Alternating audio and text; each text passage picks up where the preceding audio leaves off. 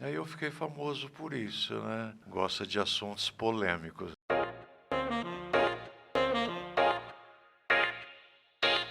O podcast Ala VIP hoje traz uma das personalidades mais famosas da nossa região. Eu gosto muito dele, ele é meu amigo. Eu já o entrevistei há 20 anos para a Ala VIP Magazine e também outros veículos de comunicação, que é o padre Silvio Roberto. Padre, que privilégio ter você hoje aqui nesse projeto que a gente lançou na Ala VIP Digital, agora os podcasts. Muito obrigado por sua presença. Imagina, Milton, o prazer é todo meu. É uma honra, né, na verdade, por estar com você novamente, né, depois de tanto tempo, e saber do seu extraordinário trabalho que você realiza em Rio Preto e região. Muito obrigado. E pela pessoa que você é. Imagina, obrigado. Você, quem é essa pessoa que a gente admira tanto? Que bom, obrigado. Padre, eu te chamo de padre, com todo o meu respeito. Eu sou Ok. católico, mas eu gostaria de te chamar de você, pela amizade que eu tenho com Fica você, à pelo vontade. carinho imenso que eu tenho. À Tá? vontade. Para a gente começar a falar um pouquinho de como que foi a sua entrada à igreja como padre. Você nasceu na nossa região de Araçatuba, né? Sim. E depois você fez o seminário aqui em São José do Rio Preto.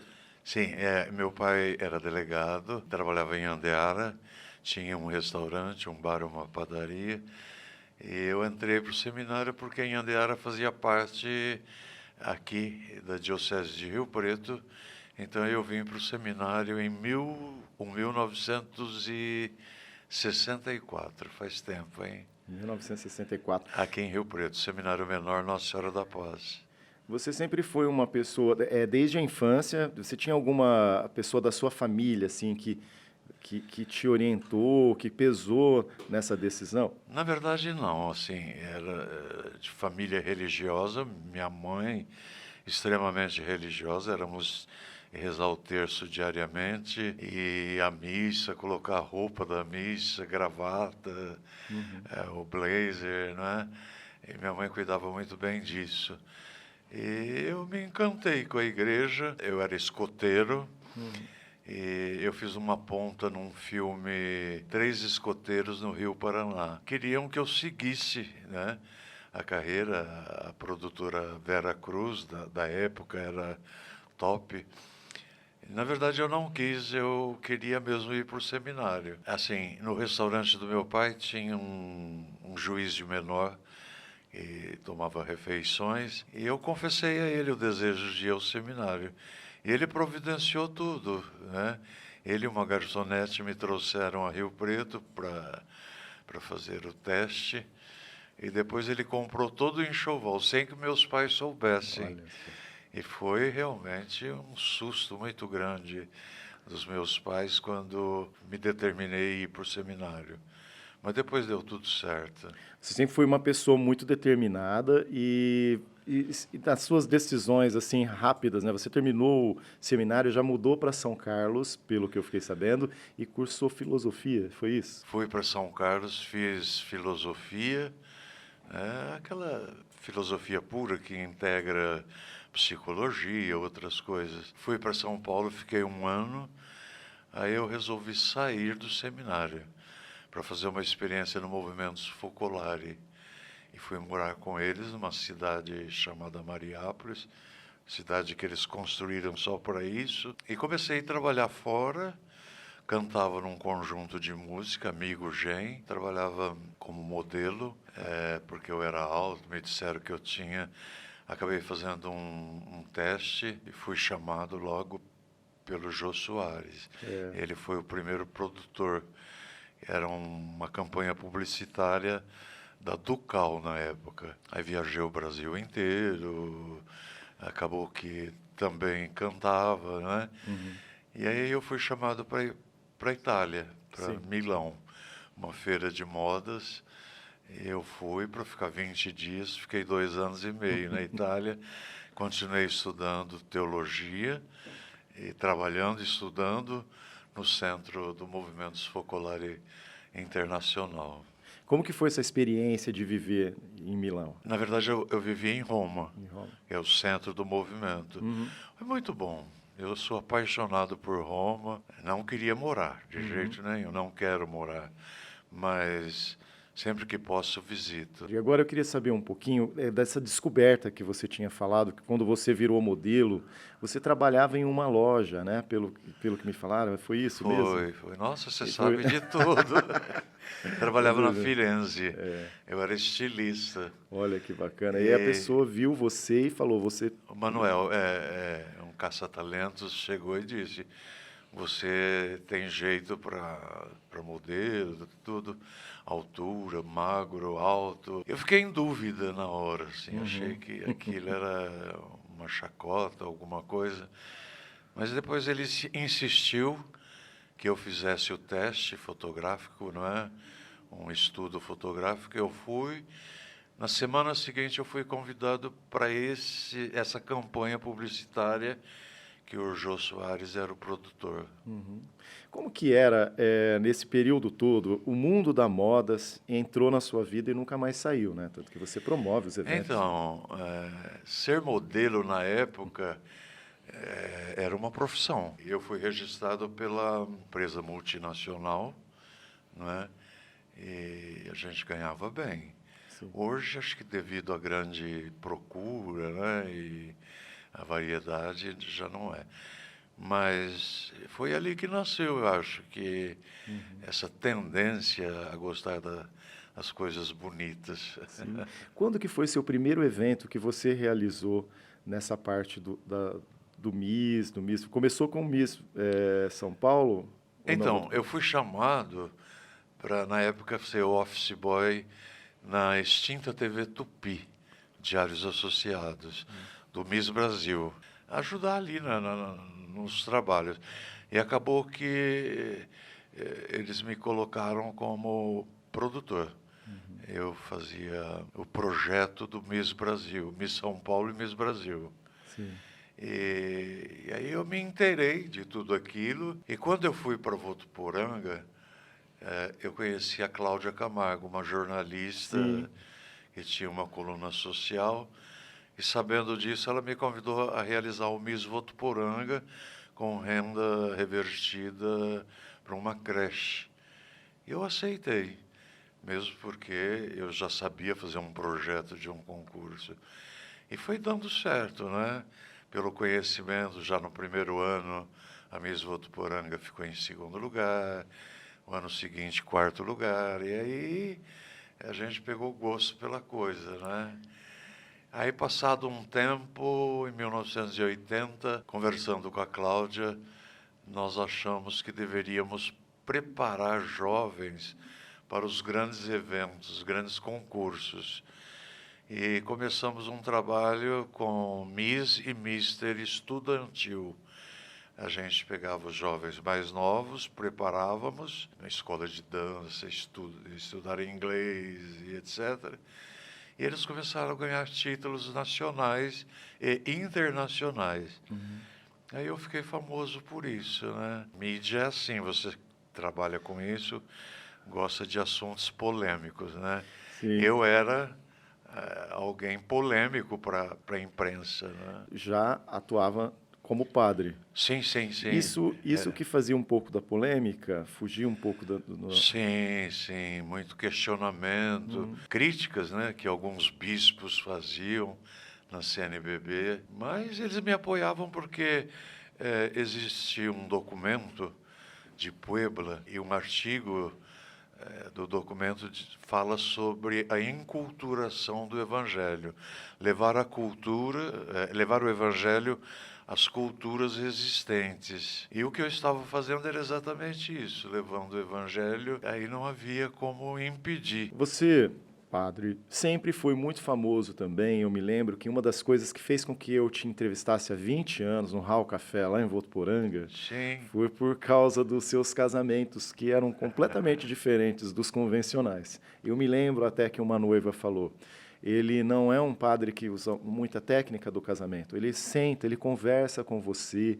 Esse lado de conversar, de entender os noivos, passar uma coisa tão leve durante o casamento, foi uma coisa que era bastante natural, isso desde o início, ou foi durante o processo todo?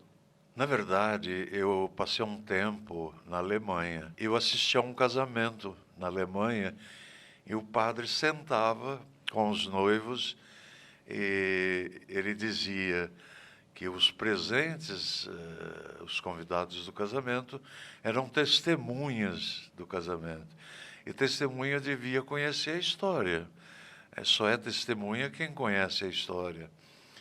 E foi com ele que eu aprendi. E esse lado, esse contato pessoal antes do casamento. Ou seja, acompanhar a preparação do sacramento do matrimônio, conversar com eles, ver a realidade de cada um, as necessidades de cada um, se eles tinham condições, por exemplo, de decorar a igreja ou não. Se não tinha, a gente providenciava de uma equipe da igreja que realizava a decoração, a ornamentação da igreja, a equipe de música da igreja para casamentos, né, com músicas apropriadas. A procura se tornou grande, a ponto de cada sábado, fim de semana, realizar 9, 10 casamentos. Era uma loucura. Nossa. Aí eu me lembro que você ficou tão famoso nacionalmente, que você começou a aparecer em programas televisivos, você já foi matéria no Jornal Nacional, no Fantástico, já foi entrevistado pela Hebe, no Jô, acho que 2 vezes, pelo que eu me lembro. Clodovil 5 vezes. Foi, nossa, muita entrevista. E como que foi tudo isso para você? Se aproximar de pessoas famosas? Na verdade, eu tinha até um certo receio. Meu medo era me tornar um padre show. Eu não queria isso para mim, né? Eu queria ser um pároco mesmo, viver com as pessoas, conviver com os problemas. Eu era tão louco que às vezes eu passava a noite num velório, porque durante o dia não dava para ir. Mas é normal, eu acho que eu encarei isso com muita naturalidade, né? E esteve presente, você celebrou grandes casamentos, né, de figuras muito famosas, né? Foi. De artistas, De né? artistas. Foi muito Fui bacana. convidado por atores da Globo, né? Porque eu tenho um amigo, o Vicente Sesso, escritor de novela, pai do ator Marcos Paulo. Aliás, é ele que me fez conhecer o Jô Soares. E através dele é que eu era convidado para os casamentos. São vários Silvios, né? Por isso que eu até te chamo você, porque eu falei, gente, Interessante isso. Psicólogo, também cantor. Esse lado da música, esse gosto pela música, fala um pouquinho pra gente. Quando eu fui morar no Centro Mariápolis, em São Paulo, que comecei a cantar com um grupo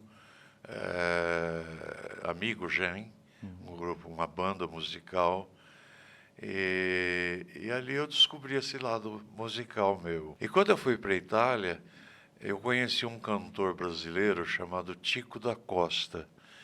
O apelido dele era Titico, famoso pelas músicas dele e famoso na Europa. E eu fui convidado por ele porque a gente estudava na mesma escola. Sim. Lá em Roma. Eu fui convidado por ele para fazer back nas gravações dele. Alguns cantores que estavam gravando no estúdio, tipo Sérgio Endrigo, Ricardo Cocciante, acabaram me convidando para fazer back com eles. E aí eu fui descobrindo esse lado que eu, né, que eu cantava, que eu podia cantar, que eu, né, tinha a capacidade de desenvolver esse dom artístico. E aí você levou a música para o casamento também, você cantava para as noivas. Sobretudo quando eu percebia que os noivos eram pobres ou não tinham condições de pagar uma banda, um cantor ou alguém, então eu cantava.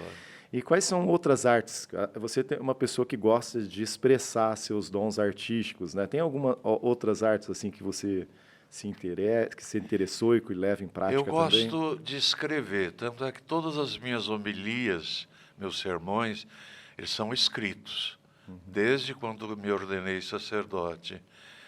E acabei escrevendo 2 livros, um livro de autoajuda, de bem com a vida, e outro livro para toxicodependentes, né?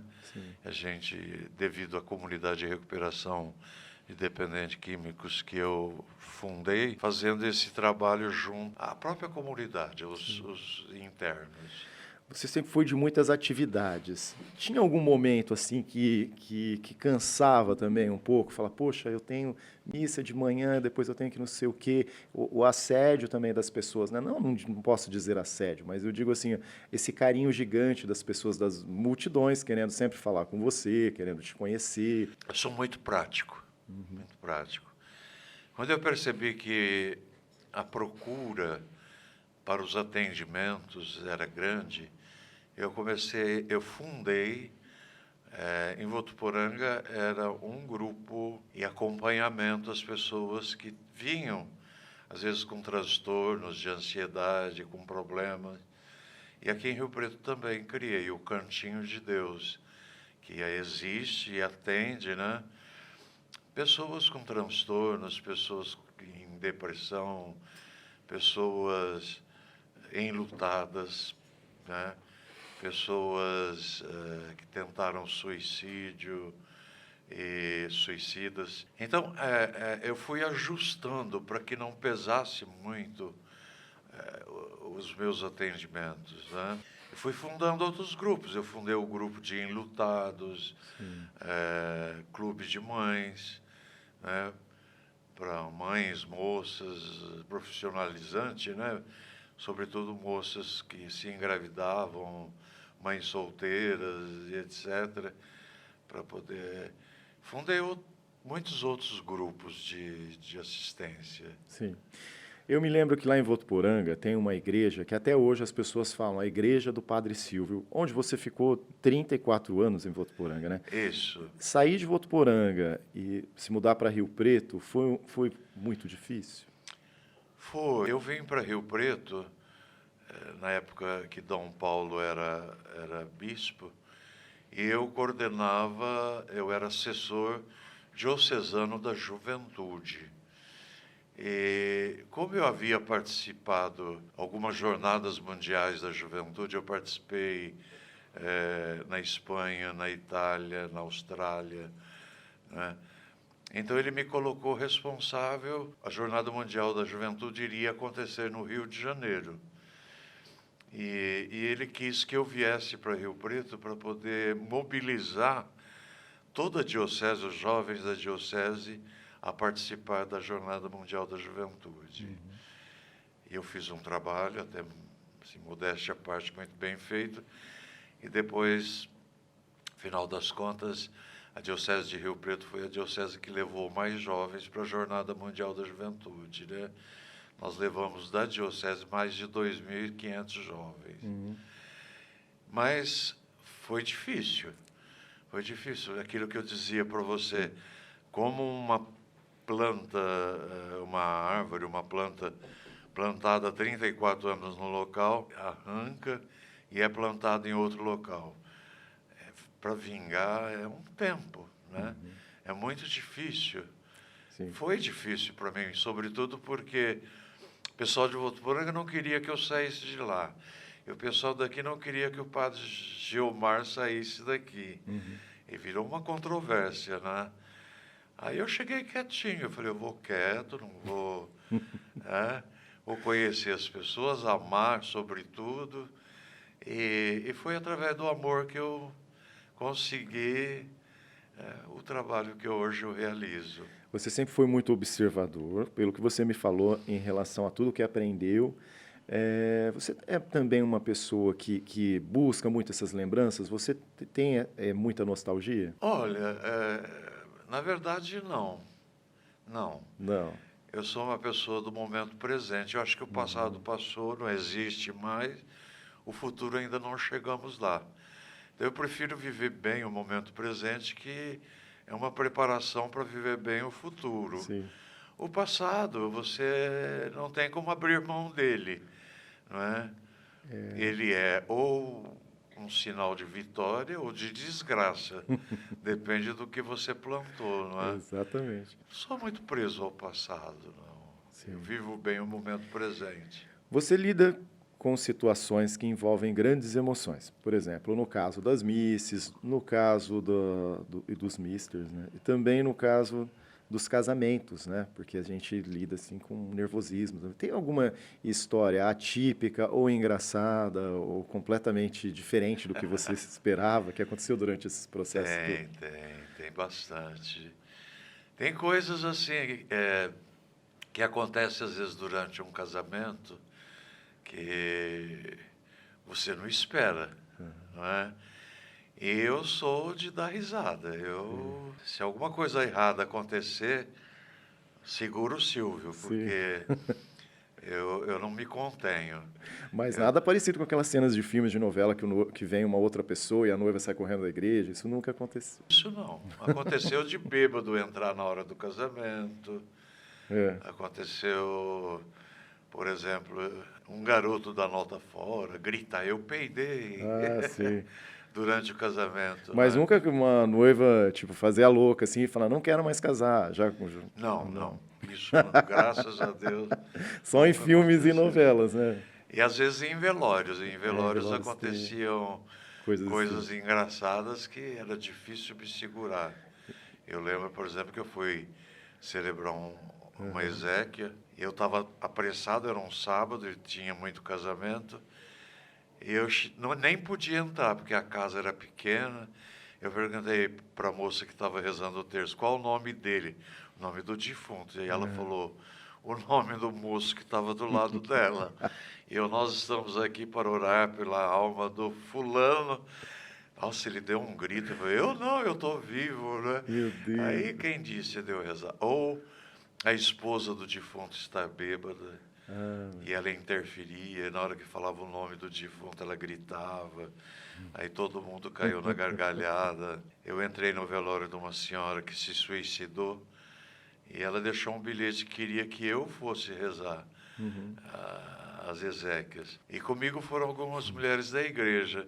No momento em que eu entrei no velório, o filho gritou e se jogou em cima do caixão. O caixão virou e caiu no chão, e a defunta veio para o meu pé.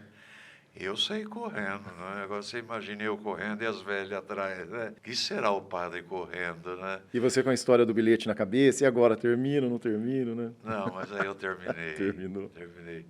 Mesmo rindo por dentro, né? Segurando. Nunca pensou em escrever um livro sobre tantas histórias? Assim? Eu fui convidado a fazer isso, mas eu não achei conveniente. Sim. E eu gostaria de saber agora um pouquinho da igreja. Como que é celebrar tantas missas? Como que é receber o amor de tantas pessoas? Sabe, eu não sei te explicar, eu só agradeço a Deus, assim, porque as pessoas acolheram o meu amor e me amar de forma tão grande como me amam aqui em Rio Preto. Tem uma jornalista de Rio Preto que ela disse, né, que eu vim para Rio Preto e num estalar de dedo eu conquistei muita gente, que a igreja fica lotada, né? Mas não é que eu faça alguma coisa para que isso aconteça, eu faço para amar, eu quero conviver, eu quero rezar. As minhas missas, eu procuro conduzir a pessoa a uma experiência mística com Deus, ou seja, que ela tenha uma intimidade com Deus.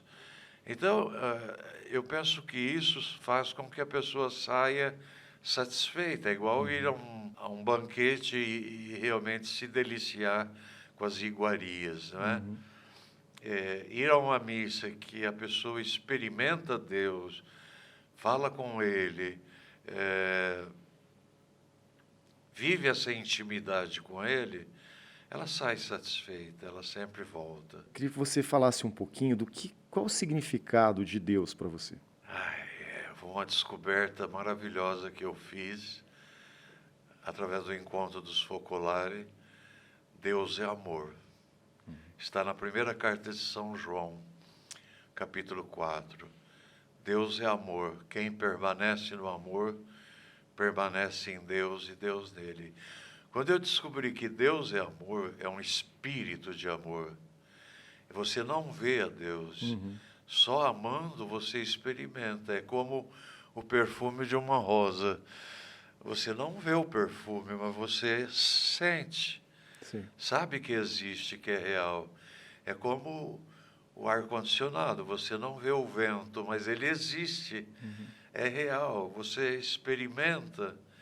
Assim é Deus para mim, eu experimento dentro de mim, não é? Ele está aqui, dentro de mim, e eu posso vivê-lo 24 horas por dia, amando tudo o que faço, tudo o que falo, amando as pessoas que se aproximam, não é? E me tornando uma pessoa que procura amar. É difícil, porque o lado humano, né? O humano vem de humus. Humus quer dizer terra. Eu sou da terra, Sim. porém revestido do espírito. Espírito quer dizer, significa ar, vento, em grego, né? Pneuma. Isso significa vida. Então, a vida, ela é movida pelo amor e pelo ódio, pelo rancor, pela mágoa. Eu optei pelo amor. Sim. E o que é muito importante, né? Porque a gente vive num momento de muitos conflitos, né? As pessoas hoje, elas mudaram muito, o mundo agitado, né? Elas se tornaram mais intolerantes. O senhor concorda aqui? Sim, sim. Infelizmente, essa corrida frenética da sociedade de hoje, né? Pela sobrevivência. Eu comento até no meu livro isso. Antigamente, você queria arroz, você ia à máquina de arroz. Você queria sapato, você ia na sapataria. Você queria carne, você ia no açougue. Você queria remédio, você ia na farmácia. E aí inventaram supermercado, shopping center, né? Você encontra tudo num local só para facilitar a vida da pessoa, não é? E, no entanto, as pessoas correm tanto que, embora tendo facilitado, as pessoas vivem uma correria que não tem tempo para si, não tem tempo para essa introspecção, fazer suas opções acertadas. Daí você se depara com todos esses transtornos de ansiedade, não é? As pessoas não sabem lidar com a ansiedade. E aí vira essa confusão. Silvio, você acha que, como padre, assim, na sua visão de padre, as pessoas buscam mais Deus e também ficar bem com Deus, com a ligação com os céus e com a fé, quando elas estão num período difícil, como o que a gente está passando, no caso da pandemia, ou não? Você acha que são períodos difíceis que as pessoas acabam se afastando? Com certeza. A dor é o denominador comum de todos os homens, desde a criança que nasce ao mais velho. Ela não é barrada pela riqueza, pela classe social, nem nada. Todo mundo experimenta a dor. O sofrimento já é diferente. O sofrimento é quando você persiste na dor, fica ali insistindo, né? Você centraliza a sua atenção naquilo que incomoda. E as pessoas transformam a dor em sofrimento hoje de uma forma comum. Sim. É interessante como as pessoas sofrem mais. Mas por E que daí você acha? sentem necessidade de algo que venha preencher, que venha, né, fazer com que elas possa lidar com a dor, o sofrimento, não é? Sim. Eu vejo também que tem, não só em todas as religiões, claro, tem pessoas que seguem a religião e tudo, mas que vão de uma forma quase mecânica, né? Maquinalmente, como se estivessem cumprindo um protocolo. E lá elas ensinam os filhos, olha, tem que ser assim, assim, assim. Mas na saída da igreja já dá uma buzinada e xinga a pessoa e já não olha para a cara da garçonete que está servindo, que foi comer alguma coisa. Você acha que isso acontece muito? As pessoas estão meio perdidas? Acontece. Infelizmente, nós chamamos de fiéis, né? Tanto na Igreja Católica quanto evangélica e outros segmentos. Pessoas que seguem, são ritualistas, seguem ritos, mas não conseguem aquilo que eu disse, não conseguem fazer uma experiência mística, uma experiência de Deus. Porque quando você experimenta o amor de Deus, é diferente, você começa a mudar. E é o Espírito Santo quem faz isso, né? O Espírito Santo, quando penetra as profundezas do nosso ser, ele vai moldando. Agora, quem não consegue ceder a essa experiência, vive o ritualismo, ou seja, se contenta em ir a uma missa, comungar, ou ler a Bíblia, seja lá de que religião for, né? Prestar um culto, um trabalho num terreiro de umbanda ou qualquer coisa assim, sem ter se convertido de fato. Sim. Né? E aí geram pessoas contraditórias, né? Pessoas que pregam uma coisa e vivem outra.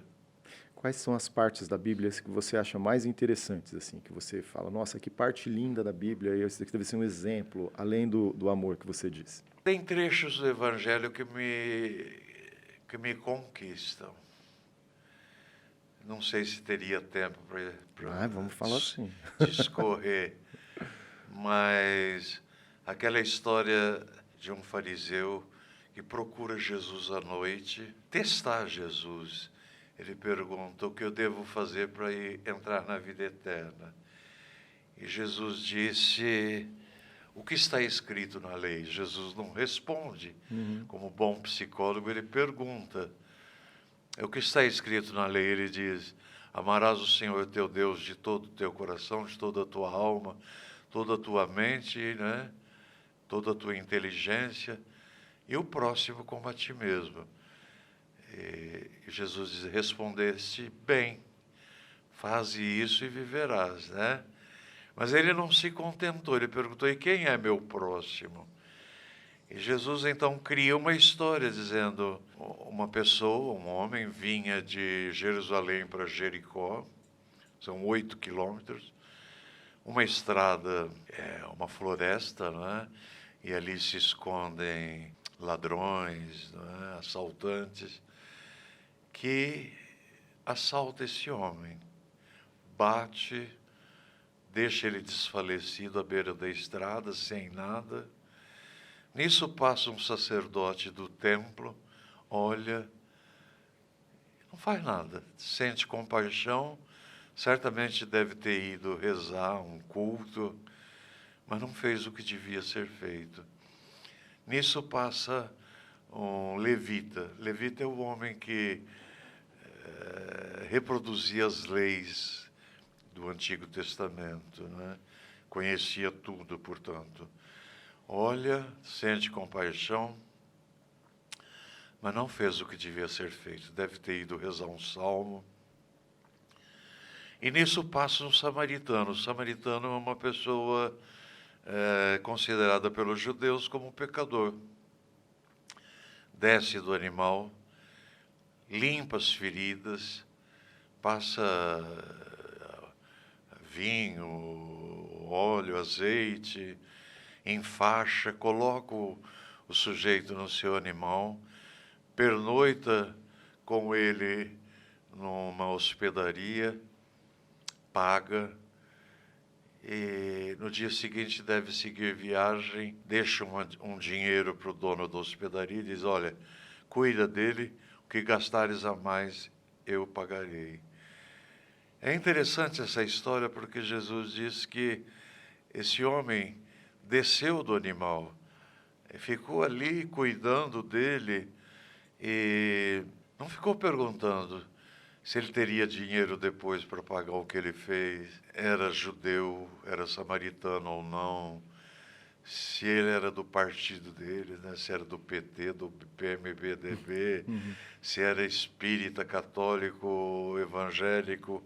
Não ficou perguntando se ele era maçom, se ele era isso ou aquilo. Ele fez o que tinha que ser feito. Então, amar é isso. Sim. Amar é fazer o que deve ser feito em qualquer lugar, em qualquer momento, a qualquer pessoa. Sim. E isso rompe qualquer barreira, né? Uma que eu acho que a gente enfrenta muito hoje em dia, eu nem sei, talvez você pudesse falar com mais propriedade a respeito disso, é o preconceito. Hoje parece que o preconceito ele é mais evidente que eu sinto que até anos atrás. Por que isso acontece, na sua opinião? Na verdade, sempre existiu preconceito. É que hoje existem leis que protegem, né, aqueles que são excluídos, né, da sociedade. Mas eu acho ridículo, não é? Ridículo. Eu acho que é uma pessoa cínica quando não sabe respeitar as limitações do outro ou a realidade do outro. Porque ela quer que as pessoas sejam como ela ou como, às vezes, se prega na sociedade, né? E não é assim. Antes de criticar alguém, é preciso perguntar o porquê a pessoa é assim. Sim. E qual o pecado capital mais comum hoje no mundo, você acha? O individualismo, as pessoas que pensam só em si. Ele é o que mais está Eu prevalecendo. acho. Aí isso leva a outros pecados, né? Os pecados vão moldando de acordo com as épocas. Sim, sim, sim. Como que você vê o futuro? Como que você pode imaginar que vai ser, por exemplo, essas mudanças que a gente teve, que a gente tem na igreja, no comportamento humano, como que você imagina que seja? É difícil, né? Porque não chegamos lá ainda. A gente pode prever o futuro mediante aquilo que se percebe no momento presente. Se o mundo continuar assim, se não houver mudança de mentalidade, nós vamos viver um caos. Sim. Eu penso, viver o inferno será aqui na Terra. Como que você vê a vinda, vamos falar novo Papa, mas assim, que trouxe essa visão mais de amor, de respeito, de menos intolerância? Você acha que esse é um bom caminho, assim, para É que ajuda? interessante que esse Papa, ele fala de coisas sobrenaturais, mas é muito humano. Muito humano. Ele consegue penetrar as profundezas do ser, cada pessoa, cada realidade, cada situação. E ele tem resposta, né, para essas situações. E ele enfrenta, ele ergue a cabeça e vai. Mesmo contrariando os tradicionais, ele enfrenta, ele muda, né? Olha, foi uma bênção a presença desse Papa na igreja. Isso fortalece a gente, A né? salvação da igreja está sendo. Em relação a você, agora, como padre, como pessoa, você passou por um período muito difícil de saúde há um ano, né? E vem agora se restabelecendo. Onde você mais encontrou o apoio para enfrentar esse período? É tudo muito difícil, porque começou quando eu tive endocardite, né? Fiquei 31 dias em coma e 56 dias no hospital depois e 200 dias de cama. Depois eu fiz uma cirurgia que houve uma rejeição e eu passei por um período crítico. Depois veio o câncer de próstata e no início tudo bem, mas depois metástases começaram a aparecer e é o que eu estou vivendo hoje, né? Mas graças a Deus eu encontrei na fé. Na fé, porque humanamente você sofre, não é? E pela fé eu agradeço a Deus estar vivendo isso, porque eu fiquei mais sensível, mais humano, mais irmão, mais simples, menos complicado, né? Eu aprendi muito com a minha enfermidade. Sim. E eu louvo e agradeço a Deus por isso, porque às vezes você vai vivendo e você não presta atenção em certas coisas.